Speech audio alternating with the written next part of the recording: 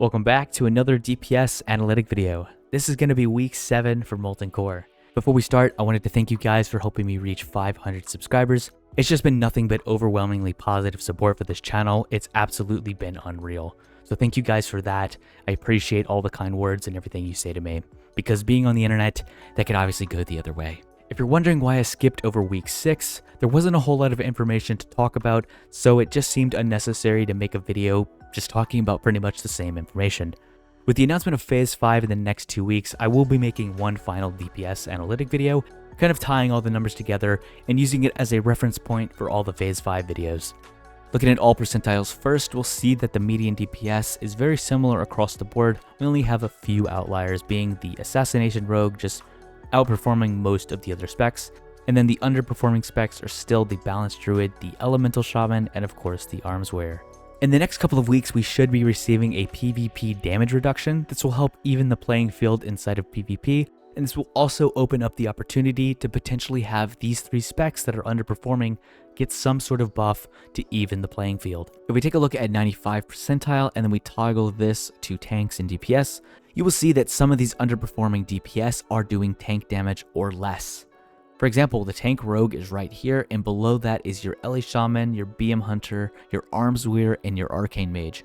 The rest of these are all tank specs, so that makes sense that they would be doing less than the DPS, but the fact that the tank rogue is this close to your Balanced Druid and LA Shaman just says how much of an issue that really is, and they could use a little bit of a bump to be closer to the median DPS. Changing this back to DPS only and moving on to the max percentile, we still have your Fury Warrior just miles ahead of all the other DPS, followed by your Assassination Rogue, your Feral Druid, and then the Fire Mage.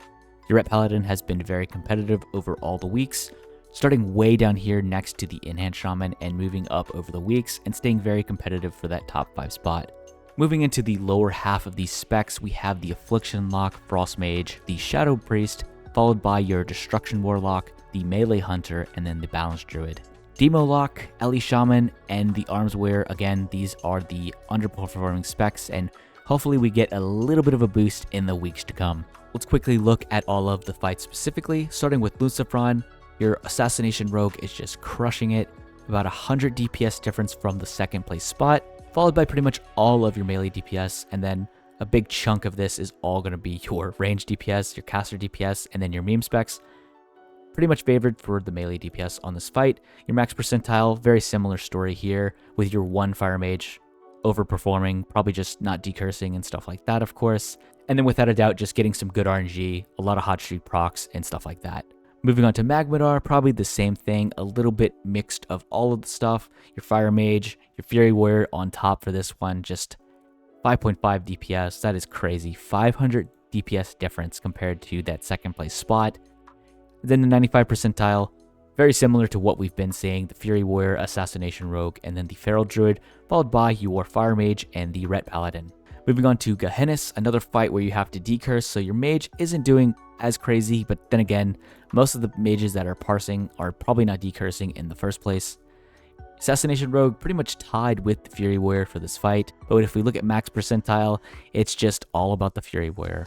5,300 DPS for this fight, followed by 4,700 by the Fire Mage. Just a huge gap, and absolutely incredible to keep seeing the Fury Warrior just outperform all the other specs by such a huge margin.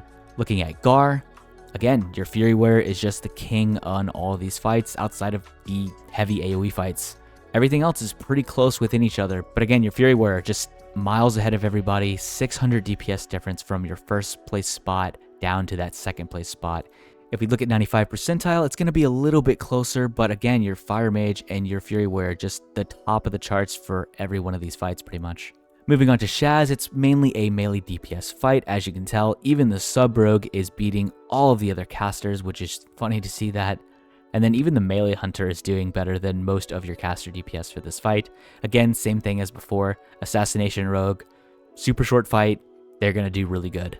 Moving to max percentile, your Fury Warrior just has a much higher threshold to beat, almost 1,000 DPS on this fight. That is just crazy. 900 DPS to be exact, and it doesn't seem like they're going to be being beat in the next phase if this trend is to continue. If they don't get some sort of crazy buff or nerf to other classes, they will just never catch up.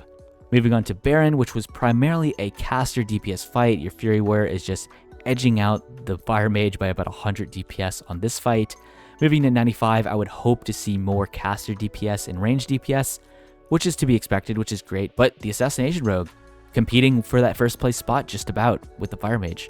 I'm not sure exactly why the Assassination Rogue is so high on this fight compared to the other melee DPS. Maybe you guys could explain that to me. Can they cloak something off or vanish one of the debuffs for this fight and just make it so much easier on themselves? I would assume it's something like that, some sort of gimmick, right? Moving on to Sulfuron, the AoE heavy intense fight. Any of your classes that have 5+ AoE, gonna just slam on this fight. It's been very similar throughout all the weeks. Your 3 Warlock specs on top, followed by the Mages, the Hunters, and then the Feral Druid. And then of course your Shadow Priest being able to Mind Sear and hit multiple targets at once. Moving on to max percentile, we will see that the Fury Warrior is beating the Fire Mage finally. In the last couple of weeks, I said that this would never happen, and moving closer and closer, I saw them getting closer to the Fire Mage and closer to the Feral Druid, and they're finally done it. They've beaten the AoE classes pretty much. I don't think they'll ever get this huge of a gap to where they'll beat this 1000 DPS mark, but that's just crazy. That just shows how overpowered Warrior is. And to give you an idea, it was like this before, right? Right in the middle, even at the top 100 percentile, they were still in the middle, and they just can't be beat. Warrior's just doing Warrior things. Moving on to Golemag, pretty much the same story here. Your top 5 DPS pretty much across the board. And if we move to max percentile, again, there it is, the Fury Warrior. Who would have expected to see that again? By about 500 DPS, and then all the other DPS are pretty close within each other in their own respected tiers. Moving back to an AoE fight, we have Major Domo.